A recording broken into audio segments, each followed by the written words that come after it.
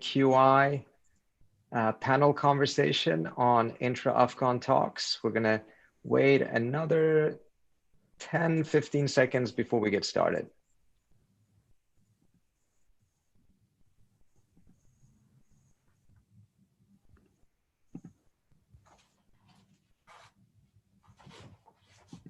All right.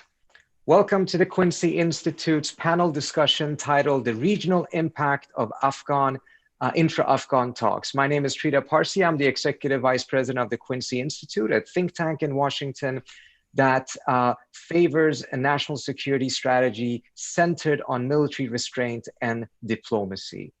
While Washington has been debating whether a withdrawal from Afghanistan, whether Trump's promise to make that withdrawal before Christmas, if he actually can deliver on it, and whether a withdrawal actually would be a gift to the Taliban or a gift to the American people, much less attention has been given to the impact that intra-Afghan talks as well as a US withdrawal will have on the regional setting and the regional actors. Pakistan, Iran, Russia, India, all have differing interests in Afghanistan, and their differences have oftentimes aggravated the situation in the war-torn countries. How will this new development impact the regional actors? How will they react to it? And what does that mean, not only for Afghanistan, but also for the plan of the United States to withdraw its troops and end the endless war there? To be able to discuss this issue, we have a fantastic panel that will be moderated by Sahar Khan from the Cato Institute. For those of you who are joining us on Zoom, please use the Q&A function to ask your questions. If you are watching this on Facebook, on Twitter, or on YouTube, you can use the comment section to ask your questions, and Sahar will get to those throughout the conversation. So with no further ado, please welcome Sahar Khan, who will lead and start the conversation. Sahar? Thank you so much, Trita. And I'm very delighted to be moderating this panel, and it is my absolute pleasure to introduce you to today's panelists. First, we have Elizabeth Reichelt, who's the Senior Fellow and Deputy Director of the South Asia Program at the Stimson Center. We also have Dr. Barnett Rubin, who is a Fellow at the Quincy Institute, and he's also the Associate Director of NYU's Center for International Cooperation, where he leads the Afghan Regional Center. And we also have with us Adam Weinstein, who's a Research Fellow at the Quincy Institute. So thank you all for joining us today. And as one of the perks of being a moderator, I get to ask the first question. So I'm just gonna dive right in. So my first question is actually for the whole panel. And the intra-Afghan peace talks, as you know, began last month.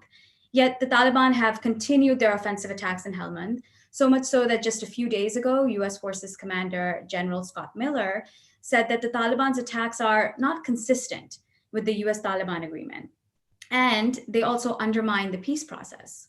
So my question to all of you is threefold. One, will the Taliban stop their offenses?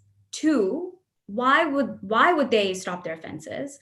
And then three, do their attacks actually undermine the peace process, or are they simply part of the process? And so, Dr. Rubin, I wanted to start with you.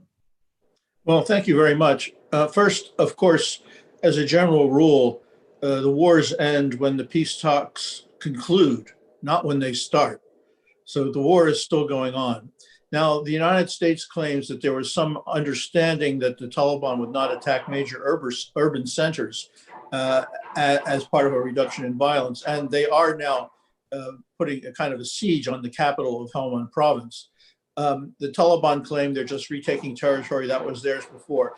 But one very common interpretation is that the Taliban were partly reacting to the uncertainty of the US position, especially after President Trump's tweet that troops should be out by Christmas. And they wanted to see if the US would still adhere to its position of intervening to protect the Afghan forces if they were under attack.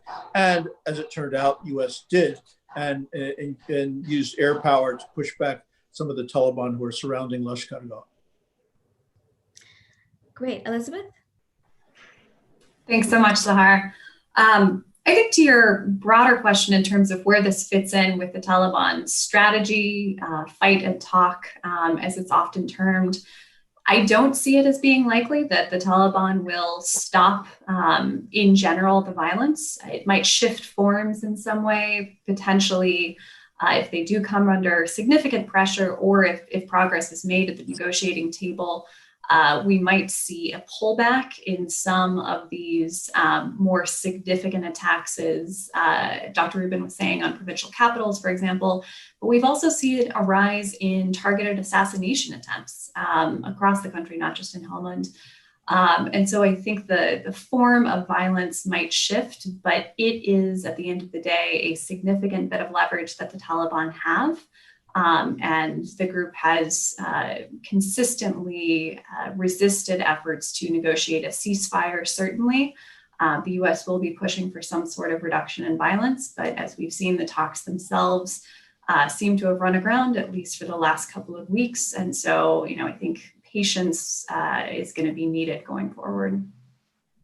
That is a great point. I think there is a great deal of patience needed. Adam, I'll turn it to you. I want to speak to the agreement itself, which I think we have to remember is a political agreement, not a legal agreement. And a political agreement can only handle so much stress from each side before it dissolves. And certainly the Taliban are placing immense stress on it right now by attacking Helmand, but so is Washington by inserting uncertainty into the timeline of a troop withdrawal, whether there should even be a troop withdrawal, or what a troop withdrawal really means.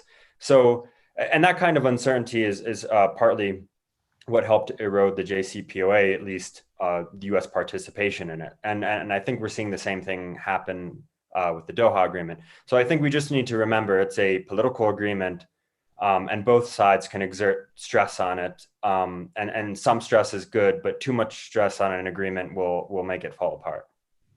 That's a great point. And I agree with you that it is a political agreement. That's something that we have to keep in mind. And so in that, I want to push you, Adam, a little bit on that. For a long time, the US refused to speak to the Taliban. And now with the agreement in place, President Trump especially sort of touting it as a big success. So in your view, do you think the agreement between the US and Taliban is actually something that's feasible and it's actually a success? Or do you think that it's something that's bound to fail? I think it's a success because without it, I don't think the intra-Afghan talks would be happening. Whether the intra-Afghan talks succeed is yet to be seen. But without that initial agreement, I don't think these talks were possible. So in that regard, I think it's a success. Great, thanks. So Barney, I want to turn to you a little bit. So there has been a great deal of inconsistency within US policy towards Afghanistan, and especially lately with the withdrawal. And also within the intra-Afghan talks, it seems as if it started off, I don't want to say on the wrong foot necessarily, but on shaky feet, where all parties have even had difficulty agreeing on some sort of timetable. So I want to ask you a little bit of a broad question. In your view, what elements are needed to make these talks successful? Well, first of all, I spoke to some of the people in Doha just this morning on the government side, some of the internationals, and they are not as pessimistic as those of us on the outside are, because they see some small steps on the ground. And it's not surprising that after 40 years of war, it's a little bit difficult to get dialogue started. I think the main things that are needed is the US has to be consistent, one, in its commitment to withdrawing its troops, but also in linking the withdrawal of the troops to the implementation of the entire agreement. It needs to be consistent in providing the economic support that the Afghan government needs in order to keep functioning.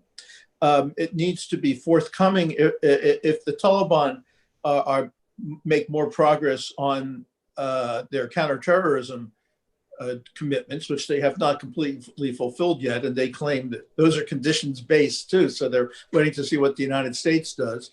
But if they do, then the United States could have to move forward with lifting sanctions on them. But I think, unfortunately, there will have to be a test of strength between the Afghan sides, because I have the impression that the Taliban believe that they are the winners and that the other side is in a weaker position. And they have, I think, what I would estimate to be an exaggerated view of how much they can force the other side into making concessions on very key points. So I think both sides are conscious that they've been through over 40 years of war, and they really would prefer not to continue them. But I think, unfortunately, there will be some more violent tests of strength before if the two sides before they reach a conclusion, if they're able to do that. Great, thanks. And I do want to go back to the concept of sort of winning and losing and who really are the winners in this situation, in this war, really. But before I go to that, I actually have a question from the audience. And this is great because it matches my question to Elizabeth.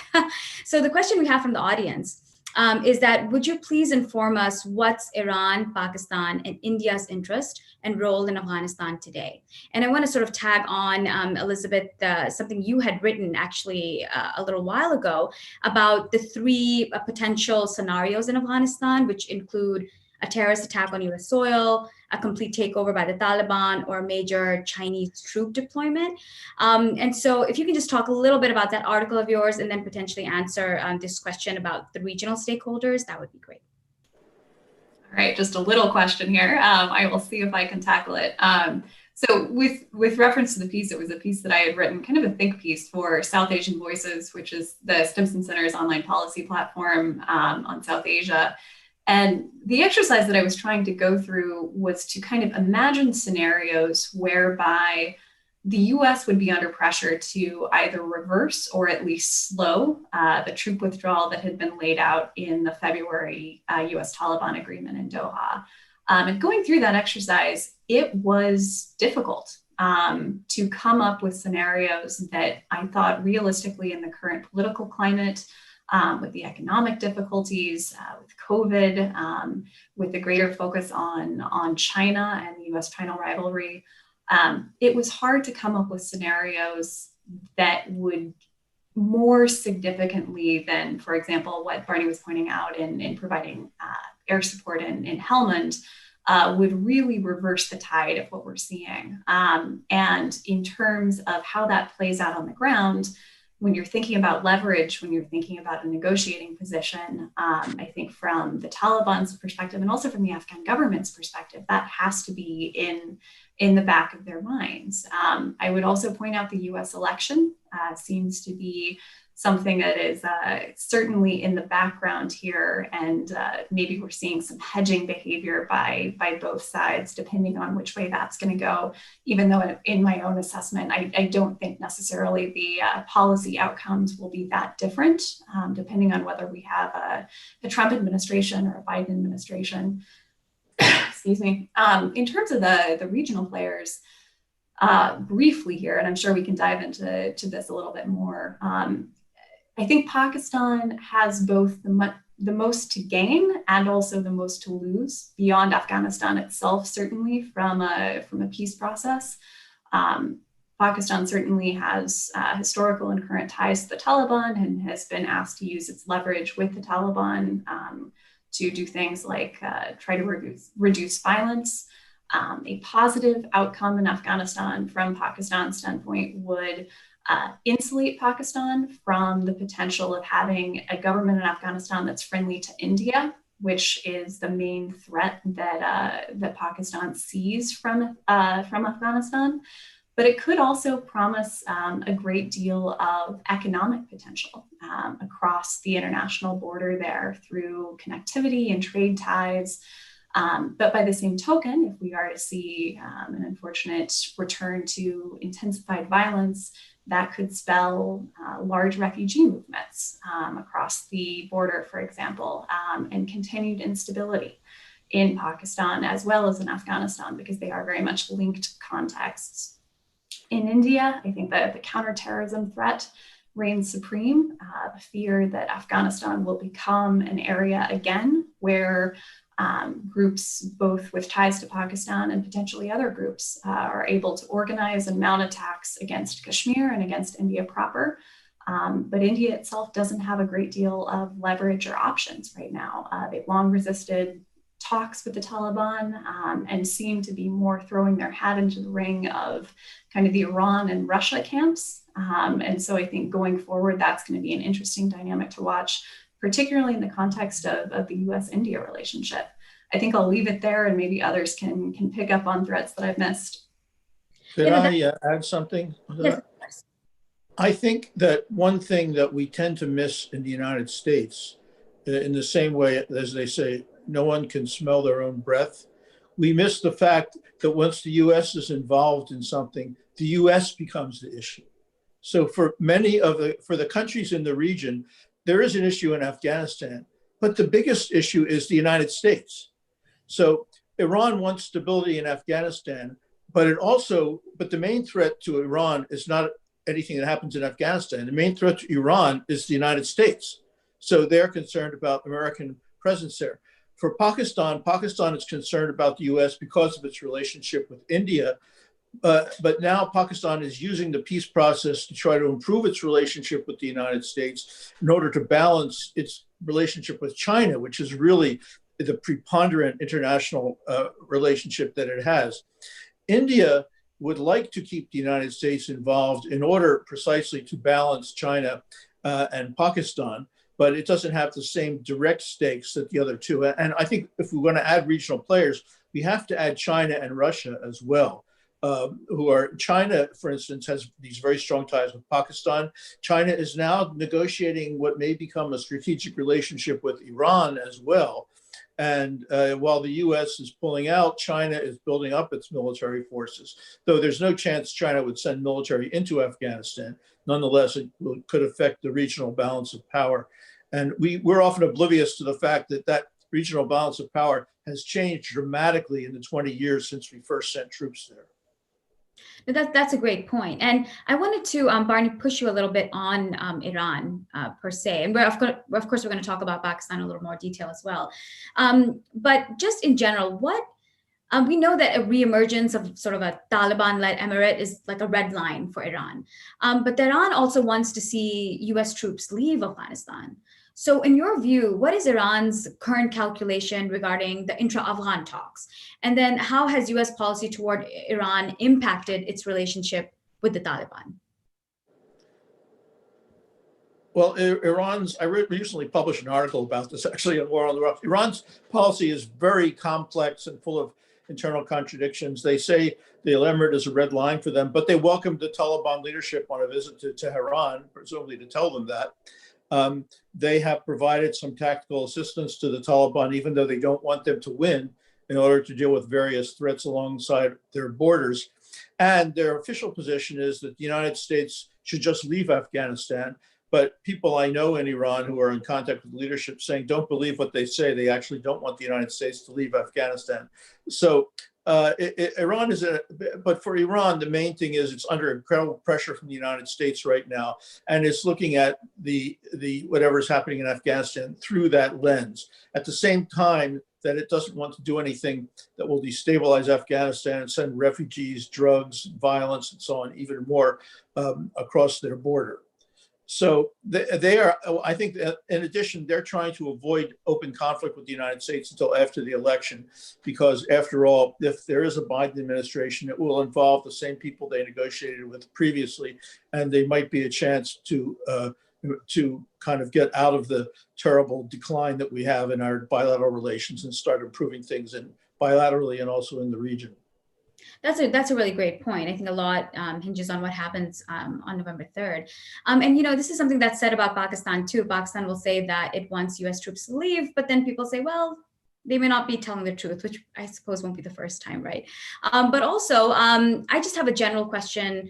I wanted to shift a little bit to Pakistan specifically now.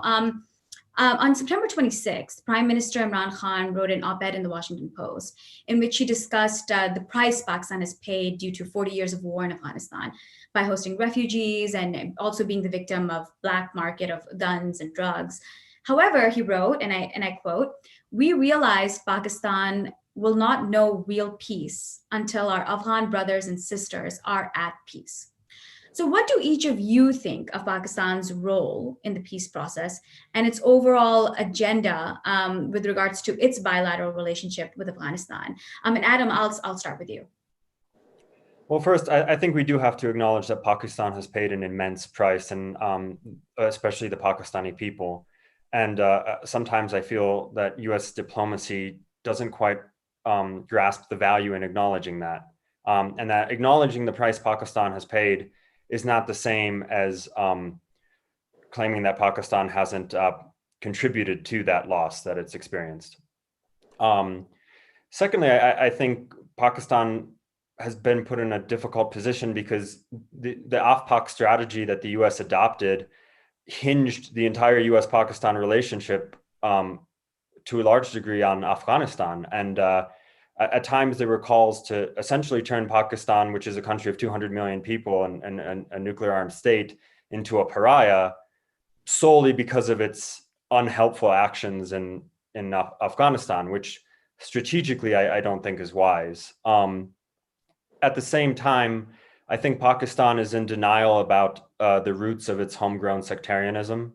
And I think it is somewhat in denial about the Tehrik-i-Taliban Pakistan and their strength in Waziristan. And I think at times the Pakistani state believes that the terrorism landscape inside Pakistan is completely due to proxy conflict with India or with Afghanistan. And I don't think that's true either.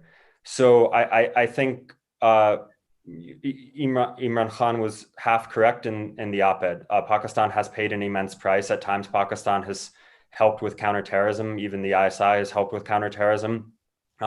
Pakistan helped facilitate these talks. Pakistan has absorbed immense refugee flows. Pakistani cities became incredibly violent places, although that's improved. But Pakistan also needs to recognize the homegrown roots of its own insecurity. And if it doesn't do that, then even a political settlement in Afghanistan is not going to change that. Thanks, Adam. Elizabeth, your thoughts? So I think what I'd focus on is an interesting dynamic in the Afghanistan-Pakistan bilateral relationship right now, which is in some ways impossible to disaggregate from the ongoing peace process, from the violence, but I think is worth looking at in its own terms because there's just some interesting dynamics and I think takeaways that we can ponder. So on the one hand, we have seen a pretty significant uptick in diplomatic engagements. We saw the visit of Kawas Bajwa to Kabul recently and the return visit by Dr. Abdullah, and really positive statements out of both of those visits. It was the first time that Abdullah had been to Pakistan in 12 or 13 years. Just symbolically significant, particularly at the time when they're occurring, when there is a lot of bad blood between Afghanistan and Pakistan. Certainly other actors, the US key among them, is probably trying to encourage those sorts of dialogue behind the scenes. But the fact that they're taking place is significant. And I think it speaks to a potential that is necessary but not sufficient for the peace talks to move forward positively. On the other hand, though, the Duran line issue keeps coming up. We saw the statement by Amrullah Saleh about a month ago now, maybe 6 weeks. And Pakistan remains focused on border security. Border fencing of the Duran line is ongoing, and that international border is a serious bone of contention between the two sides. There have been really unfortunate cross-border firing incidents and deaths on both sides, both civilian and military. And so I think seeing whether going forward, Afghanistan-Pakistan bilateral relations are able to kind of separate that issue, which is going to be a longer term, more fundamental conversation that really requires some trust building, from this more incremental positive progress that we've seen on kind of the bilateral diplomatic relations side. I noticed that Khalilzad had in some terms mentioned the potential of some sort of separate Pakistan-Afghanistan deal in support of the talks. Nothing along those lines was mentioned in the US-Taliban deal, but in the US-Afghan joint statement that was released simultaneously, the US did agree to facilitate talks between Afghanistan and Pakistan. So I think that momentum is there, but it's still tenuous. And so seeing how this moves forward, I think will play into the dynamics of the talks as well. Great, thanks. And Barney, to you, your thoughts? Well, I think one thing to bear in mind is that Pakistan right now is facing some severe internal strains that it tends to blame on Afghanistan and that are related to Afghanistan. First of all, it is still facing a nationalist armed insurgency in Balochistan, the fifth such insurgency since Pakistan became independent, which Pakistan claims is supported by India and some forces in Afghanistan as well. And perhaps even more important, it's facing a very large nonviolent mass movement among Pashtuns, the Pashtun Tahfuz movement, the Pashtun protection movement, which is a movement of young people, which has gained a huge amount of popular support, which very evidently is frightening the Pakistan elite, frightening them, thinking that they might lose control of those areas. And you can see it in the way they control the media. And part of I think their approach to the Taliban is they would like to be able to push as many of the Afghans out of Pakistan as possible and close off the border, except, of course, they will leave it open for where they want it open, but close it off to people crossing it who they don't want to cross it, so as to consolidate their control over their own territory. Whether that, that's very difficult for them to do, or very difficult for Afghanistan to do. So the fact is, it's difficult to settle the issues between Afghanistan and Pakistan because both are intimately related to their internal problems as well. And the populations of the two countries are not so much bordered with each other as overlapping with each other, which makes it much more complex. No, you all have made excellent points, and it's a great segue to a question from the audience that I have here. And the question is peace in Afghanistan possible without some sort of agreement between India and Pakistan to stop outsourcing their rivalry to regional proxy wars? So I'll hand this to Elizabeth. Always the easy ones. I think we need to think about what we mean by peace.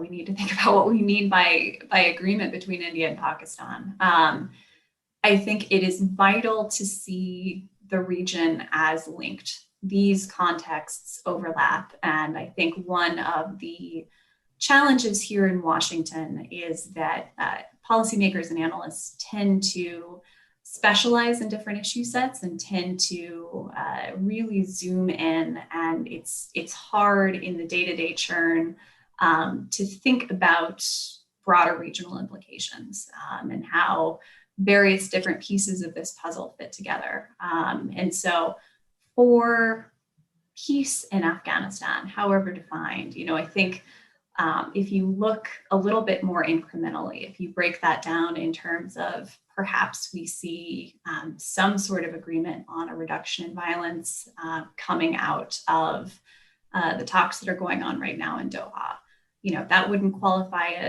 as peace, certainly not a positive peace, but maybe a negative peace is a place to start. I still think, like I was saying earlier, patience is going to be needed, and that's a ways off, unfortunately.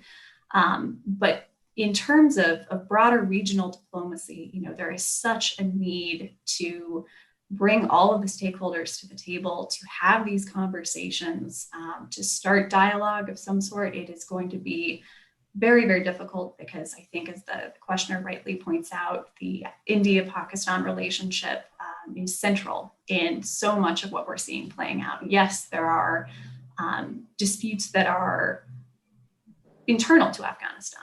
At the end of the day, this is a civil war, but it's a civil war that has regional dynamics. And I think trying to address both of those simultaneously is going to be very, very difficult, but also necessary for longer term stability, if not a perfect peace. I jump in. Yes, Adam, I was going to turn to you. So go ahead. Sorry, I just wanted to jump in off of something that was said. I agree with everything that Elizabeth said, but I also want to point out that the U.S. presence in Afghanistan has allowed for proxy conflict to exist at a simmer without becoming too much of a liability for the countries engaged in the proxy conflict. As Barnett pointed out, Iran was able to provide tactical assistance to the Taliban without completely altering the conflict in the Taliban's favor, which wouldn't be in Iran's interest. And I think if a political settlement were achieved that could achieve a limited peace or a negative peace, and it was accompanied with a U.S. withdrawal, that would really raise the stakes for actors like India and Pakistan if they do engage in proxy conflict against one another, because the presence of the United States, allows it to remain at a simmer without it coming back to haunt those states too much. So I actually think it could, place more responsibility on these actors, and I don't believe any of them want to see Pakistan devolve into civil war or into complete chaos and proxy conflict. So I think we at least have to consider that a U.S. presence in some sense has a destabilizing effect. Mm-hmm. No, that's a great point. And actually, Barney, I have a question for you. So, of course, the India-Pakistan relationship has its several layers and several reasons why it is contentious. But of late, or past few years, Pakistan has been annoyed with India's involvement in Afghanistan, sort of the development projects that are going on, et cetera.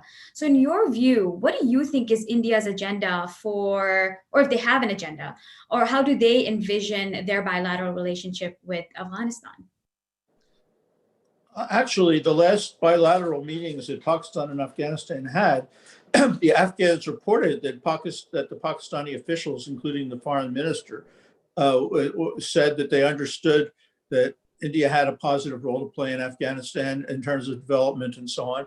And I don't think it's quite accurate to say that India-Pakistan conflict is driving conflict in Afghanistan, because I don't see India pursuing a very active anti-Pakistan policy in Afghanistan. No, it did so one time, but Pakistan is just ultra sensitive about that for understandable historical reasons, given that it lost most of its country due to an Indian intervention in 1971, something that the military in particular is quite sensitive about.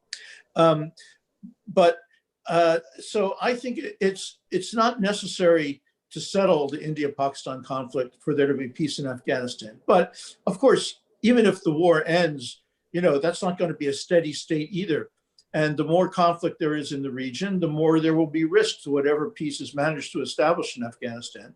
And anything that lowers the tension between India and Pakistan is better for Afghanistan. But just one final point, which is the region is changing. China is much more of a South Asian actor than it was before, and we have not really integrated that into our thought. It's not just India-Pakistan conflict, there's also India-China conflict. China is a huge actor inside Pakistan now, and that is partly driving the way that India sees Pakistan. And China is trying to use economic connectivity as a tool to expand its power and its influence in the region in a way that China has not done in centuries. And whether that leads to a kind of Pax Sinica over Central Asia and South Asia, or whether it leads to a different kind of regional great power conflict is still an open question.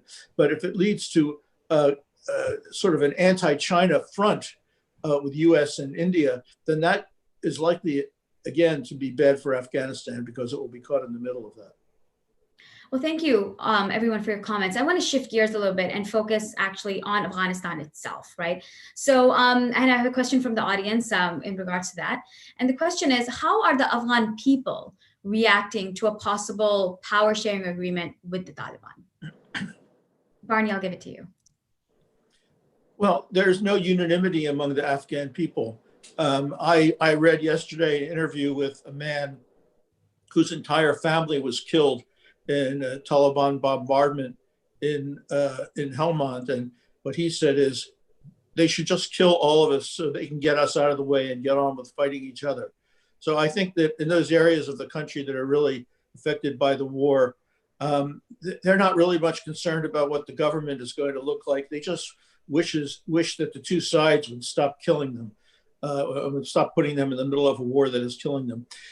In urban areas, among more educated people, there are people who have benefited much more from the intervention, who may be employed by some of the organizations that we have brought in and may be supported by foreign aid, who have been fortunate enough to get education from a new educated generation such as Afghanistan has never had before. And they certainly are afraid of, especially women, of what Taliban entering the government might mean for them. In the same way, while they don't necessarily support the Taliban, people in many of the rural areas have not benefited in the same way from the government. And for them, it appears to be that a higher priority would be just ending the war. Although I will just say that I visited Afghanistan under the Taliban regime, and people were kind of glad that the local violence had stopped, but they were very unhappy because they wanted more out of life than just not being killed when they left their houses. They wanted education and development as well, and they weren't getting it. Mm-hmm. Okay, so no, that's a great point. And I actually wanted to ask, we have a question from the audience too about women's rights. And of course, you know, women, Afghani women have suffered a great deal under the Taliban and even in the war that has been going on now. But there's a question from the audience that says that Al Jazeera is basically reporting that there are 4 Afghan women involved in the negotiating team. Now, is this a positive sign for women's rights in Afghanistan, or is it just that they have a quota system that they have to fill out? So Adam, I'll turn this over to you. Well, I'm not an expert on women's rights in Afghanistan, but when we look at the human rights perspective in Afghanistan, and I served as a Marine in the rural areas in Uruzgan, Kandahar, and the majority of Marines served in Helmand. And I can say that, you know, the incredible violence that existed in the rural areas prevented human rights gains from happening. But at the same time, because of the US occupation and at least for a while, the relative security in Kabul and major cities, there were incredible women's rights and human rights gains in the urban areas. But of course, this is the problem with interventionism, is it creates results in a vacuum that are unsustainable.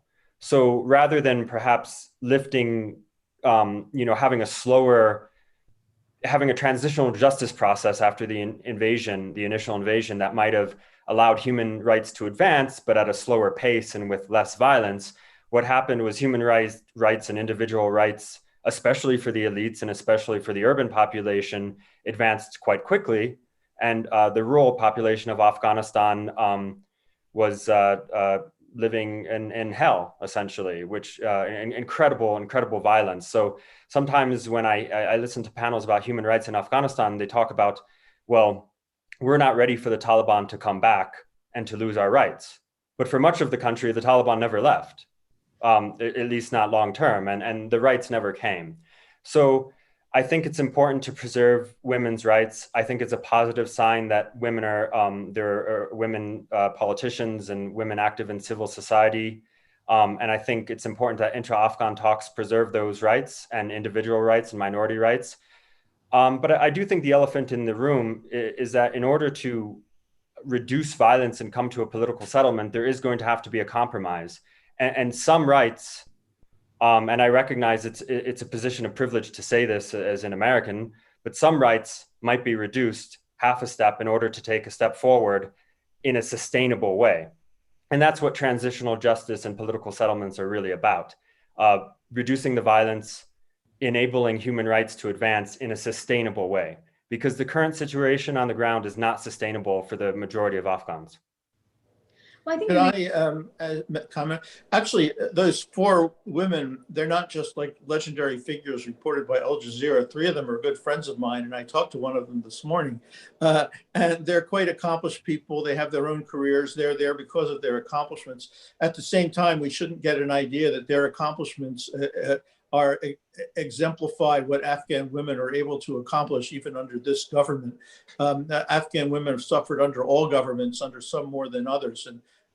And you know, a lot of things go on in areas under government control, violence against women and so on, and not only in Taliban areas. But I think these women will play a very important role because of their personalities, of their political base, and in some cases, at least, their Islamic knowledge and background.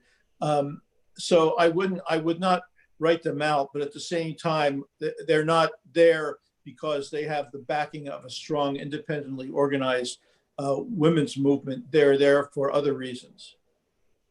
Great. Elizabeth, did you have any thoughts? Yeah, let me jump in on this as well. I think one of the challenges of watching this issue from DC and thinking through, the steps of a U.S. troop withdrawal and what that means in terms of U.S. leverage and U.S. priorities. U.S. priorities certainly shifted over the last 19 years in Afghanistan. But fundamentally, to my mind, the issue of women's rights is an issue for Afghans to feel out and to see through. As Barney pointed out, there have been tremendous gains and some really remarkable women who have overcome incredible obstacles in that time and previously to hold the positions that they do now. But the Taliban's perspectives on these issues don't come from nowhere. They speak to the urban-rural divide and to the traditional, somewhat religious, but largely cultural practices that are commonly found in the South and East, especially of Afghanistan, and indeed across the border in parts of Pakistan. These are issues that have been this way for generations, for centuries, in fact, and progress is incremental. We're seeing increasing penetration, for example, of cell phone usage, that sort of thing, but it is still highly controversial. And I do take issue with the narrative that seems to exist within DC that it is in some ways the US responsibility, or indeed that the US is capable of making this change in Afghanistan. And I think we just need to be careful about setting those sights too high while trying to be responsible and protect to the extent that we can the gains that have been made over the past 19 years. Can I just add one little minor thing? Perhaps it's not that relevant, but I have visited remote areas of rural India in northwest Afghanistan, in Rajasthan, where everyone is Hindu, but the treatment of women is not really different from what it is in Kandahar. I was in a village for several days and no woman was visible at all. And I once asked who was cooking a meal, and the men were very embarrassed because they wouldn't even talk about the existence of the women. These were Hindus. So this is something, it's a cultural practice in parts of the region and certain social strata. And it's a big struggle, which very courageous people are undertaking to try to change it. Thank you for highlighting that. And I completely agree with you as well. It is not just an Afghanistan problem, but it is unfortunately something that is happening across the region. And it's being done by various other religious groups. It's not just per se a Muslim problem either. But I want to talk a little bit about the role of the Taliban itself. Now, in general, over the past 19 years, we've seen that the Taliban have sort of maintained two pillars. One is that they want the US troops to leave Afghanistan. And then the second, they want the Afghan government as it is now to basically go away because they view it as a pawn of the US, or like a puppet regime, or whatever they would like to call it. But now, we have the intra-Afghan talks. So in your view, what do you think is Taliban's perspective? Do they want to be part of the government, or are they just sort of waiting for US troops to withdraw before they can sort of overthrow and rewrite the constitution? I mean, what do you think has been the evolution of the Taliban? And Barney, I wanted to start with you. Well, first, often when people ask if the Taliban has changed, what they are really asking is, have the Taliban now become democratic? And the answer is, yes, the Taliban have changed, and no, they have not become democratic. But they have become much more politically sophisticated, and they understand much better what they need to do in order to be recognized in the international community, and what they would need to do in order to govern Afghanistan. And that, which is to say that, and they recognize that they would need to be more inclusive than they have been in the past. However, they are not prepared to accommodate in their current thinking with the current government. They want a new structure. What they say is their goal is an Islamic system. From what I've gathered from talking to them, they're not going to insist on reviving the Islamic Emirate by name, but they will want things that very much resemble the Islamic Emirate. That is a great deal more authority and power given to religious figures and so on. Much perhaps at this point, they have not taken a clear position on whether they would support elections or not. Some have said yes, some have said no. I don't think they have a clear idea at this point. They will, the other side has a clear idea. They're willing to start with the current constitution and modify it. The Taliban want to scrap it and start with something different. But I think when they get down to actually trying to figure out how to do it in a way that does not reproduce the collapse of institutions in 1992, which led to the most violent period of the Civil War, and both sides say they do want to avoid that, they will confront the fact that if they want to do that, they will have to work with existing institutions one way or another. And there, I think, their international friends, in particular Pakistan, will have a role to play in impressing on them that they will have no choice but to do that. Otherwise, it'll be very difficult to have any kind of a stable transition. Thank you. Adam, your thoughts on the Taliban's evolution? I think sometimes we exaggerate the leverage that a U.S. military presence has on the Taliban. Certainly, it is providing leverage for the intra-Afghan talks. That can't be denied. But I do think the Taliban, as Barnett pointed out, have become more sophisticated politically. They've formed relationships with Russia, China, and their diplomacy has become more sophisticated. And I think they value the legitimacy that they've gained on the world stage to some extent. And I don't think they're in a rush to lose that. I also think in Washington, we sometimes forget that I fought the Taliban. The Marine Corps lost a lot of people to the Taliban, but they are humans, and they did take incredible losses to themselves and their families and their communities as a result. And I don't think the Taliban want to go back to an era of civil war, or certainly not having, I don't think they want to engage in the excesses that other groups like the Islamic State engaged in the Levant, and then see the U.S. come roaring back and destroying them completely. And I also think we have to remember that the Taliban need to be accountable to the Afghan people, but so does the government in Kabul. And because Afghanistan has functioned as a rentier state, and because 40% of the GDP is essentially unearned foreign income, that's allowed the government in Kabul not to be accountable to the Afghan people. And the Afghan people have suffered as a result of that. And I don't want to draw false equivalencies between the Afghan government and the Taliban. They're not the same. But all parties in Afghanistan, all political actors that want to be seen as legitimate, need to be accountable to the people. Yes. Elizabeth, thoughts on Taliban's evolution? Yeah, I think the international legitimacy and recognition point is really, really crucial, and something that certainly the Taliban didn't enjoy outside of a couple of countries back in the 90s.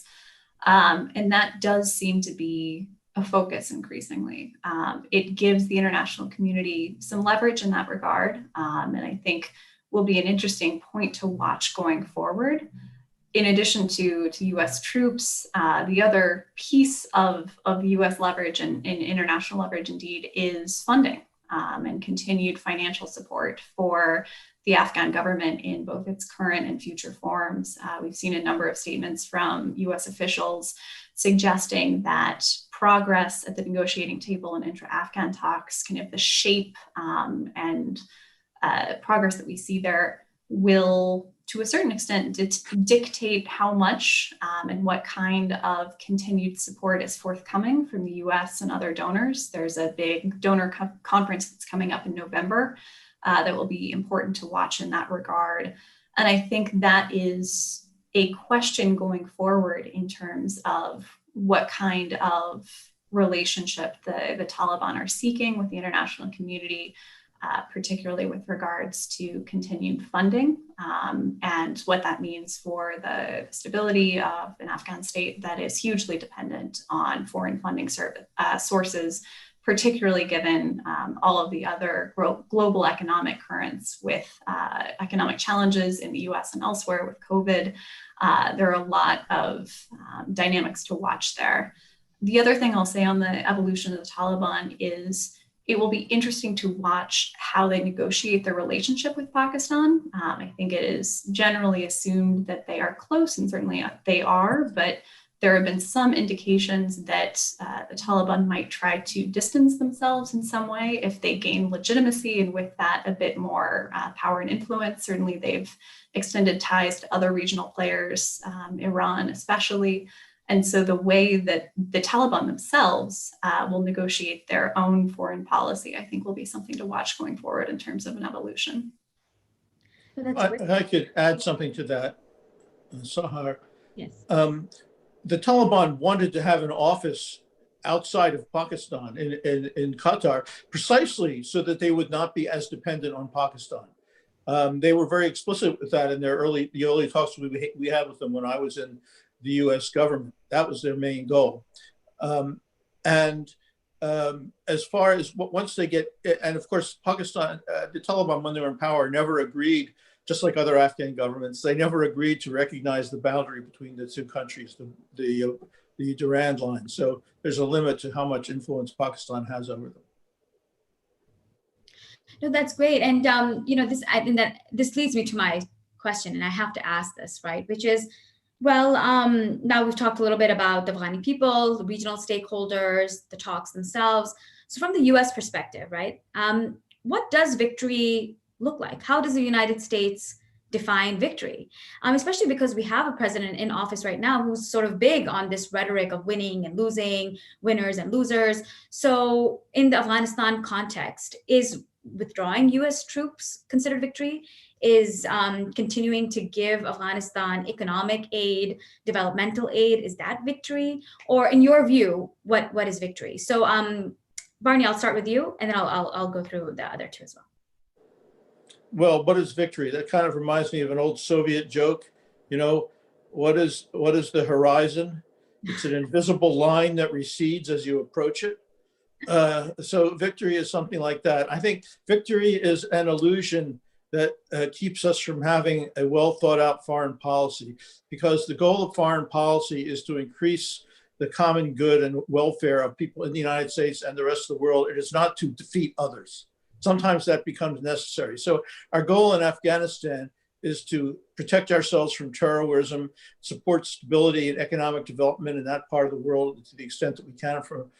So really the most important form of success that we should have, and I don't think you could call it victory, but it's not defeat either, would be to participate in a successful peace agreement that ended up with the, if not the ending, then the diminution of the chronic violence that Afghanistan has had for decades, and made it possible for it to pursue a path of economic development and self-sufficiency in cooperation with its neighbors. Elizabeth. Yeah, I think victory is not something that's achievable right now in Afghanistan. I think we are well past that, despite, of course, the great sacrifices that have been made by the US and coalition partners and the Afghan military and the Afghan people. Success or something approaching it, to my mind, is stability. And that is, it's important to recognize that stability is not necessarily the same as peace. Peace would be the ultimate goal, certainly, but it will take time after 40 plus years. And from the US standpoint, recognizing, as Barney and others have pointed out, that we are not a neutral player in the situation in Afghanistan, and that the presence of US troops and US leverage, both political and economic, can be a force for good, but it must be used strategically. And so thinking forward to a future where, as Barney said, there is a settlement reached between the Taliban and the Afghan government that exists not just on paper, but can actually be implemented. And so it's not just the focus on signing on the dotted line, it is moving forward and implementing that in practice in a way that will provide some form of stability within Afghanistan. But I think in terms of broader US strategic interests, can protect against cross-border impacts across the broader region.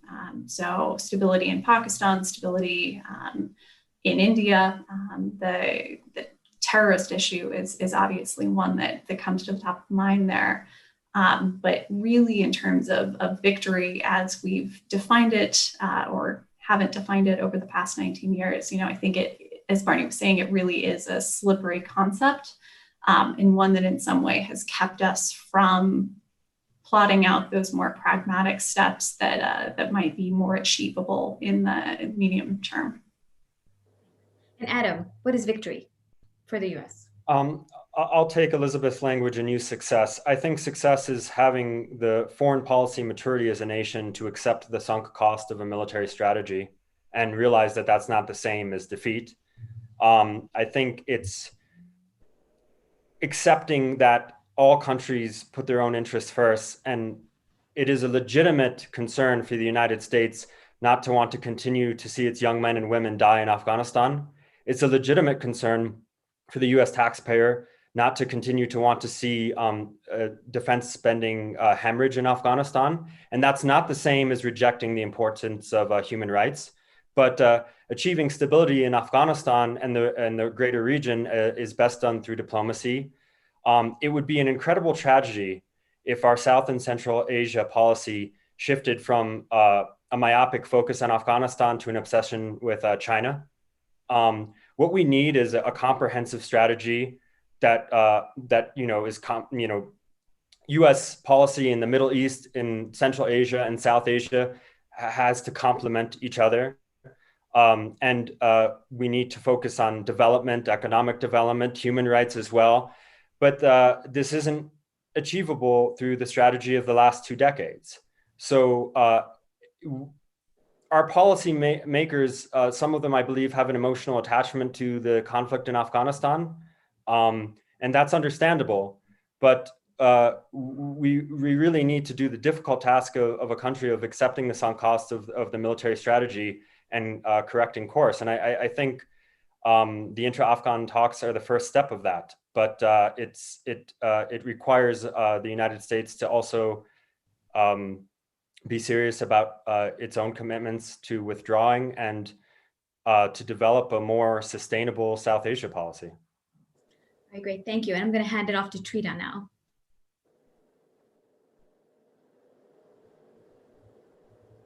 Sorry, you're on mute. Thank you so much, Sahar, and thank you to Barney and to Adam and to Elizabeth for a fantastic conversation.